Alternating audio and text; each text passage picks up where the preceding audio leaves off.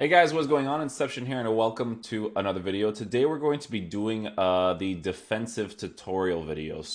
A lot of people have been asking me how I defend in FIFA. Now, I have examples that I got from playing one of these games. Now, one of these games that I played was a game that I ended up winning 1-0, right? The reason why I want to show this game, right, is because defending is more important than attacking in FIFA because all you really need is one goal to win a game, right? But if you can not concede the entire game and score that one goal, that's how you're going to win the game, right? So focus more on your defending than anything else because attacking in FIFA is usually always generic, right? So it's always very much the same. It's not really a learning process. The two learning processes in FIFA is always defending and finishing. Those two are the things that you always got to practice once you get the new FIFA. But attacking, dribbling, those things will always be generic. It's all about your brain kind of registering things quickly when you're attacking for certain passing plays, what you should do in certain moments, so on and so forth. Right?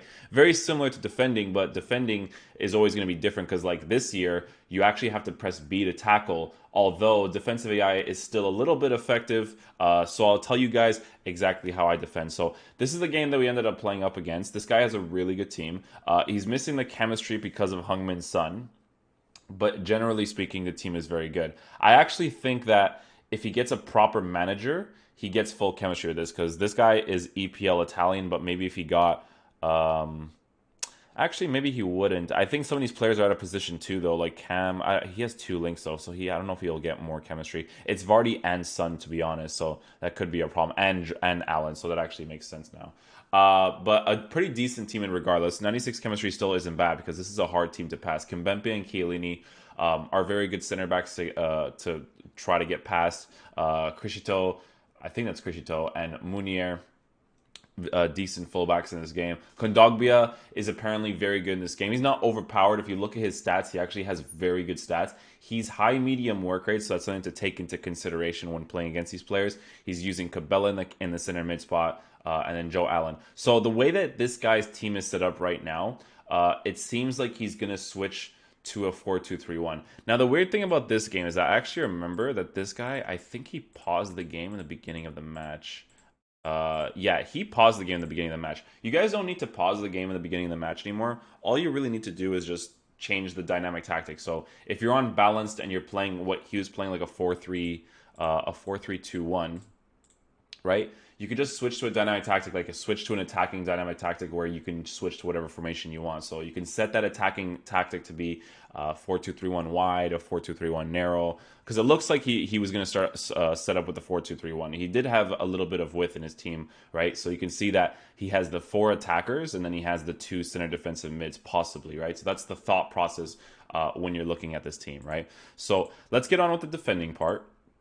So I'm going to show you guys some different scenarios. Now, the different scenarios is that the most important thing is your players' positioning, right? If your players are out of position, that's where you concede most of your goals. And I know that's a very generic response to give, but it's true, right? So I'm using the 4-2-3-1, right? And the way that I have it set up is that I have a 4-2-3-1 with CDMs to stay back while attacking. That's how I start off the game in the beginning. I like my fullbacks to be unbalanced or stay back while attacking. I will switch between attacking and defensive because my defensive tactics will be a 4-2-3-1 narrow with my CDM staying back and my fullback staying back, and then I'll have my attacking tactics to have my CDMs to stay back and my fullbacks to just be on balance. And then ultra attacking is when I want to put high pressure against someone, so something like a 4-2-4 with constant pressure so that I can win the ball back. And then the ultra defensive tactics that I have is a 4-2-3-1 wide variation. So instead of having a left attacking mid and a right attacking mid, I have a left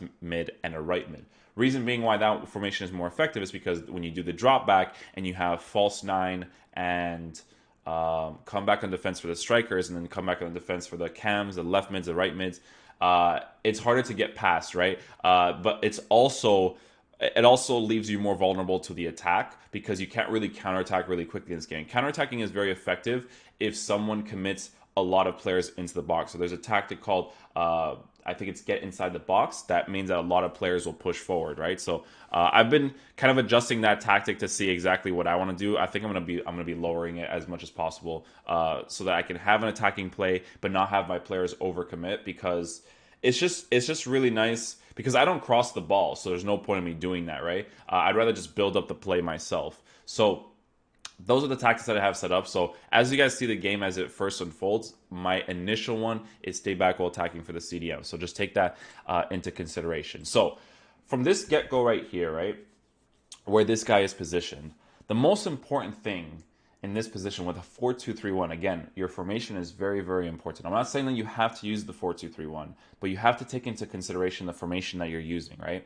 So in this situation right here, I like having two CDMs to defend. I think that defending the midfield is single-handedly the most important thing in FIFA. If you can defend the midfield, you can defend your back four, because once your back four defends themselves, that's when you're vulnerable at the back, right? So in this situation right here, you'll see that this player right here is Conan, right? So Conan is a left back, right? So right off the bat, you could see from the radar that once I commit Conan, it leaves this space right here for the opposition to exploit, right? So if he wants to, right, if he realizes that I'm using a fullback in this situation, he can do a 1-2 pass and then have all this space to work with right here, right? So with Conan, you can see that I push up a little bit, but just to occupy this space. I don't push him all the way. You never want to overcommit with the fullback, because if you overcommit with the fullback, it's going to be tough for them to push back. Even if you have someone that has good pace so that they can push back, it'll just be very difficult, right? So you can see that I commit him a little bit, but then you'll also notice that I'm not second man pressing with him. I just want him to be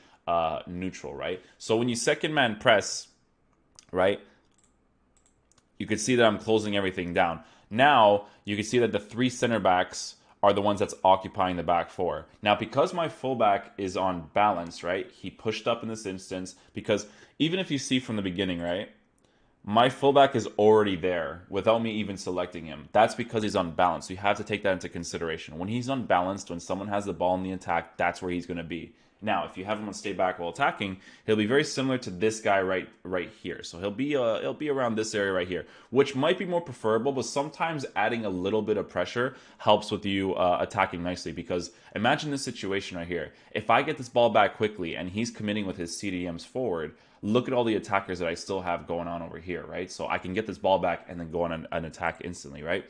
So again, with fullback, you commit a little bit. You can see that my player is marking this guy right here, but you have to be careful, right? Because if this guy's tactic is set to get in behind and he has a wide attacking space, like that's a tactic you can actually set up, this guy right here can exploit this bottom side right here. Because what happens is that once your left back overcommits, your center backs move up. They move towards where the attack is happening, right? So that's where you have to figure out what your defensive line is. Do you want your defensive line to be wider or more narrow? I like it a little bit wide, but a little bit narrow, because I know that people always aim for that extra pass to the sides, right? So you have to be very careful with that.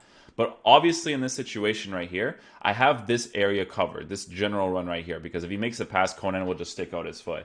So the most important thing now is to block the middle of the pitch. Always remember that the middle of the pitch is the most important, which is why I love having two CDMs, right? So with Sanson, you can see that I'm controlling him right here. But I don't fully go upwards because I know what Sanson's position is. If this guy attacks anywhere in the middle, right, it's not going to be ideal, right? So I switch over here in this situation. I don't want to overcommit with this guy, because if this guy makes any sort of pass, he'll be through on goal, right? So you'll see that I do the instant switches right away. But look at where I positioned Sanson before I left him, right? So I positioned him right there, right? The moment I switched him, he stays in that general position. So this is my CDM right here. This is my CDM right here. Sanson is a left center defensive mid. He has nothing going on in this general area, so it's good to leave him in that position, right? I switched to this guy right here really quickly. Switching is way better in this game, by the way, than it has been in previous years at all.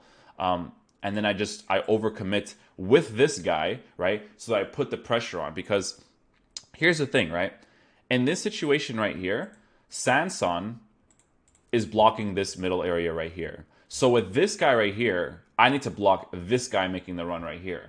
If I do that, this guy has nothing going for him right now, right? So you'll see that I switched him, but I'm running in that general direction with him, right? But my Sanson's in the middle, so he intercepts it. See, you can see the general movement is going to the left side, so I can block this guy making the run.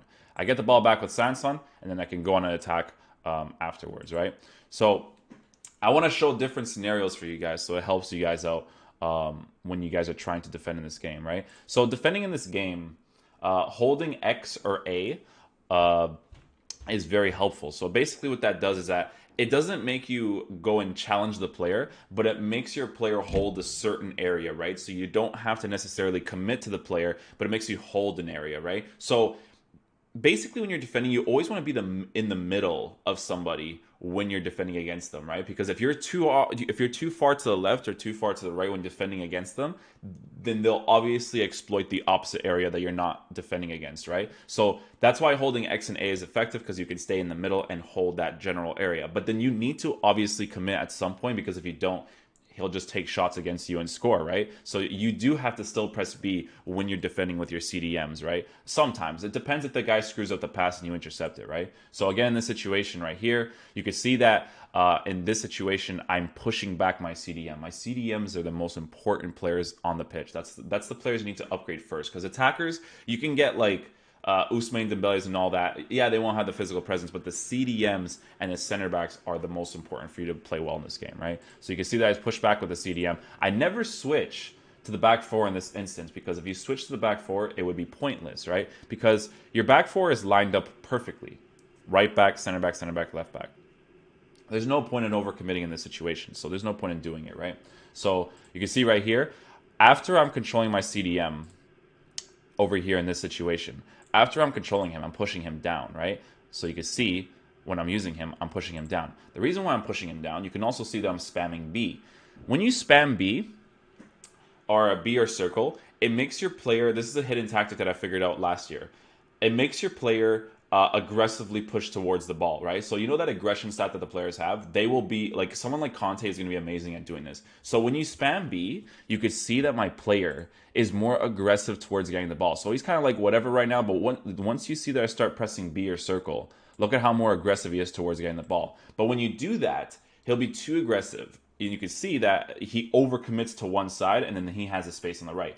But the way that you have to think about when using that is that that's what I want him to do, right? Because if I overcommit in this situation to his player's right side, that's where my player will end up. And that's where I want him to end up, because he's a right center defensive mid. So once I do that, I switch to my Sanson, and then I need to occupy the left center defensive mid side. So in this situation right here, right, you can decide, right, and this is stuff that you have to notice yourself as you're playing, you can decide whether or not you want to have your left cam pushing back on the defense, right? I like to keep them on balance, because when you get the ball back, they're usually in pretty good situations, and if someone overcommits with their fullbacks, you can attack against them really nicely. But you can see that in this situation right here, I need to block the CDM area. But once I block the CDM area, I don't have the instruction of come back on the defense with my left attacking mid, right? So as you can see, I switch back with Sanson, I'm blocking this area, but obviously the area that he's going to want to go towards is the top. You can see right here that I press B.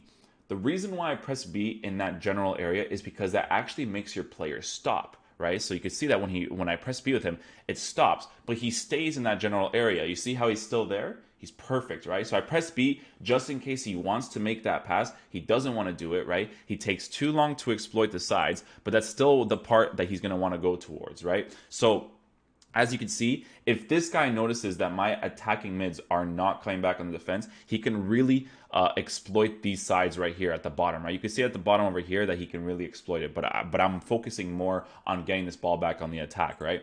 So he makes the pass. I'm still using my CDM. See how he's minimizing the options that he has at this point, right? And he's taking too long to passing it to the certain areas. So in this situation right here with Sanson, I just overly commit with him so I can get the ball back here.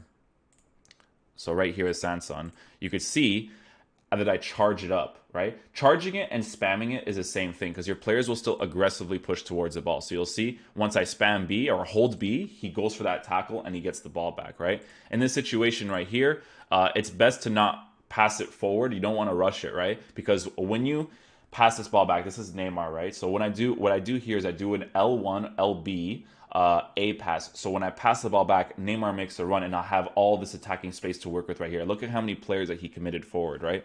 So once I do that, Neymar makes the run afterwards. I get the ball Conan, Y pass, and now I have space to work with, right? So my CDMs will slowly but progressively push forward in this general area so I can be able to pass the ball back to them if I really want to. But at this point, I make attacking plays, I attack their side, so on and so forth, right? So again, in this situation, the reason why I overcommitted with Lala here is because of stupid reasons, to be honest. Like, you shouldn't commit the Lala here. So this is a mistake that on my part, right?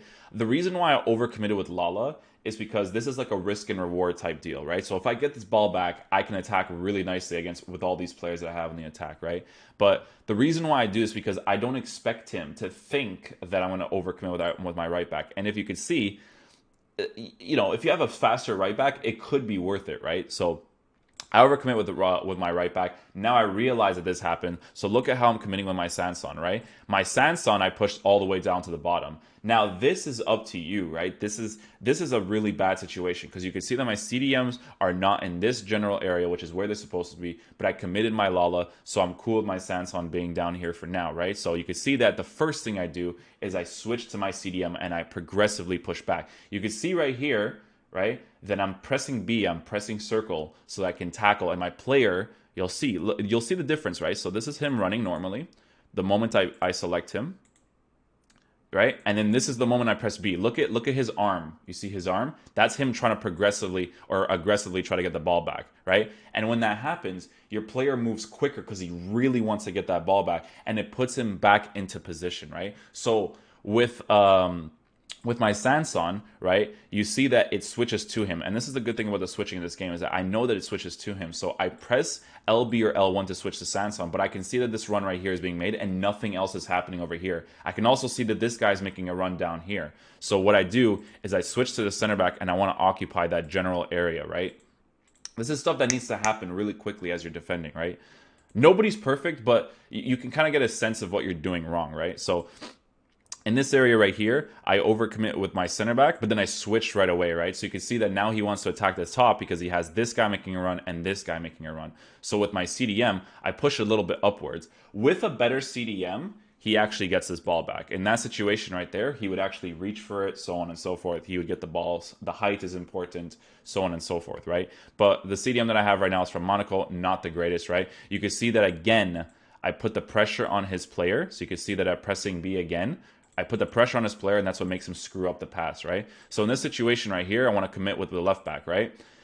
I don't want to overcommit with the left back in this situation, right? And that's something that I did wrong. The reason why I did that is because it's a risk and reward type deal, right? The reason why you do that is because you think that he's going to go for the cross, and then you switch to your center back instantly, right? So in this situation right here, I overcommit with the left back, but the thing I instantly do once I notice that he cuts inside is I switch to my center back, because with the center back, right, you know that he's going to want to make this pass right here. People always take the extra touches to look for those extra through balls that they can make, right? So in this situation right here, I'm controlling my center back. With a better center back again, I actually might get this ball, but that's the area that I want to cover, right? That's the area you don't want to let the player attack against you with. So I get a little bit fortunate here, and the ball's way too close to his player, and my goalie ends up touching the ball a little bit, so it actually helps me out in the situation. So you can see the risk and reward type deal thing right here, right? So you can see that I have the 1, 2, 3 attackers, but my CDMs progressively push forward on the attack. That's why I like to have the attacking tactics, because you need to risk it a little bit to score certain goals, right? Again, here with Sanson, I overcommit with him so that he can stay in that general area, but then I can switch right afterwards. With Choupo-Moting, I commit a little bit, but not too much. I don't want to push up too high, because if you push up too high, you're not going to have a defensive presence on the sides, right? So right here, you can see that I'm just blocking the general area. You can use constant pressure in this situation if you think that he's holding the ball for too much possession, but sometimes when people do that, it's because they're trying to work you out to opening you up. Like right here, you see that the forwards are a little bit overcommitted, and then that's when he wants to attack against me, right? So again, blocking the CDM area. Sanson is a CDM. Put him on the left center defensive mid side. So you see that I progressively go downwards, because he has nowhere to go if he goes up here, right? His player is already making the run. His player is already offside, so there's nothing going on over there for him, right? Again, keep blocking the CDM area, always blocking the CDM area. You can see the 4-2-3-1 as I'm playing it, right? So you can see 4, right, on the radar, the 2, the 3, and then the 1. So you can see that once I see that there's an opening down here with my right center defensive mid, I push him to that general area. Once I push him to that general area, that's when you switch. So you can keep everybody in position, right? He makes a pass because he thinks he's going to be open. My CDM intercepts it. I'm on the attack again, and I have a lot of attackers again, right? That's the joy of defending properly, is that you can actually get the ball back and exploit someone's space, right? So again, covering the general area with the CDMs, right? Once I realize that this CDM is in a pretty decent position, I switch to Sanson to push him back, right? In this situation right here, this is the good thing with the switching, and they really improved it this year, and I give EA full props for this. You can see at this situation that once this player makes this run, look at who it switches to, right? For you to defend properly. You press L1, LB, you spam A, right? Because when you spam A in this situation, your player will receive the ball. When you spam A, you spam A so that the pass is not strong, right? You spam it so that the pass is short. So when you do that, my player I spam A, but sometimes it works, sometimes it doesn't. So it's either the game registers it registers you spamming A, or it doesn't, because it doesn't know if you receive the ball or not, because it's important whether or not the game registers if you receive it. But you can see that once I press LB in this situation, I could control my Jemerson properly, pass the ball downwards, pass the ball upwards, and then work with the space again, right? So spamming A while you're defending helps your player reach for the ball, right? So when you spam it, he reaches for it. He actually lunges forward, right? And that's really important if you want to receive the ball and you don't want the player to just take possession of the ball and then dribble with it afterwards. So very important tactic to know about as well. So again, in this situation right here, I have my defensive tactics set to balanced. So that's why you see that my players don't overly commit. But I kind of hold that position, right? So again, he always tries to exploit the CDM area, right? So in this situation right here, my CDMs are in decent positions, but I can see that his player is making the run. In this situation right here, I need to control my center back, because look at where my right back is. My right back would play this guy onside, right? So I switch to my Jemerson, I make a run with him. And then, you know, my CDM covers it. Look, so the AI will do it for me in that situation. He sticks his foot out, right? So I'm covering the ball at Jemerson, but then my AI is the one that sticks his foot out right there, the one that has the arrow on top of him, and then I can it's a little bit fortunate with the deflection, but then I come back here. This situation right here, I overcommit to the left side with my right back because I want him to be back in position. But once I do that and I realize that he has nothing going on down here, look at what I do with my right back, right? I switch off him right away because he has nothing going on here, so I don't have to worry about this. Switch back to my CDM, make sure that he holds that general area. Never overcommit downwards. You don't want to do that, right? So I just cover that general area, don't overcommit, right? You can see now he has the bottom side to occupy. Once he does that, I switch to my player in that situation again. And again, he has nothing going for him. At this point right here, since he has nothing going for him here, he's either going to pass the ball downwards in this position right here or upwards over here, because this guy is making a run, so he can do a fake shot, pass the ball upwards, go through on goal, right? So right after I control this guy right here, you'll see that I control this guy right here, but then after I control that guy right there, back to the CDM, right? Always look at where the opening space is.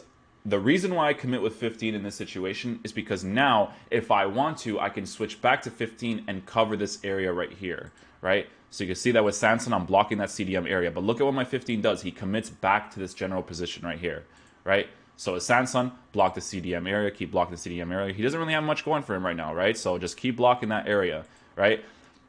My players overcommit backwards because his players are committing forwards, right? Always watch the middle. If someone tries to commit to the sides over here, this is better to let them go past than for this to go past, because in this game, finesse shots from outside the 18-yard box is really effective. So never let him go into the middle in this general area, right? So with Choupo-Moting, you can see that I blocked that general area again. My CDM is still here. My CDM is still here, right? So Choupo-Moting, because I know that I'm using him, I switch right off him again, put the pressure again, and he has to go back. He has nothing to work with again, right? Sanson's in a good position, intercepts the ball. If you have a good striker in this instance right here, someone like Seal would get in behind, and then I might actually be able to score against him if I have the pace and all that stuff right here. This situation right here is a situation where your CDMs are nowhere to be found, right? Always in this situation, push back with the CDMs. You see, I'm just bulleting backwards with Sanson. That's it. I am now set up nicely because my CDM is back in position, right? So you can see that I'm blocking that general middle area. Once I'm done blocking that general middle area, I switch back to the bottom side because I see that that's where the opening that he's working with. Once I switch to Jemerson, I get the ball back here, tackle him, he has nothing to work with. Now he has a throw in, right? So always push back with your CDMs. And unless he's really, really attacking forward with his back four, that is kind of your fault because, again, I do have a little bit of get into the box of my CDMs because I want to add this extra attacking presence, right? But I might push it down a little bit more because I always hate getting counterattacked. So I want to figure that out because the thing about the get into the box tactic is that you have to figure out whether you want to be more conservative or you want to have a little bit of attack because you're not going to be able to score at all if you don't have a little bit of attack, right? So I have to take that into consideration. But again, another situation dealt with so that he doesn't attack me really well. So you can see right now, again, Cabela's not my CDM, but my CDM is right here, and Sanson's up top. So I want to push back with Cabela so I can block the middle area, right? So you can see I try to block the passing lane, but put a little bit of pressure in this general area right here so that he doesn't have anything to work with, right? So he makes the Y pass, I think, in this situation. Oh, he doesn't. So he passes it backwards, and you can see that I'm set up really nicely again. 4-2-3-1, team is set up perfectly, right? Keep blocking the general area. Don't overcommit to him, right? So this situation right here, you can see that once I overcommit with my fullback, that's the area that he wants to try to exploit. But notice that when he has the ball up here, right, I switch to my left back, but then I switch to my CDM. Because if he makes his pass and I aggressively intercept this general area right here, he's not going to have anything to work with. So he ends up doing a wide pass in this situation. Not the best decision because his player didn't make a good enough run. I get the ball back and I pass it back to the goalkeeper and I reset the play, right?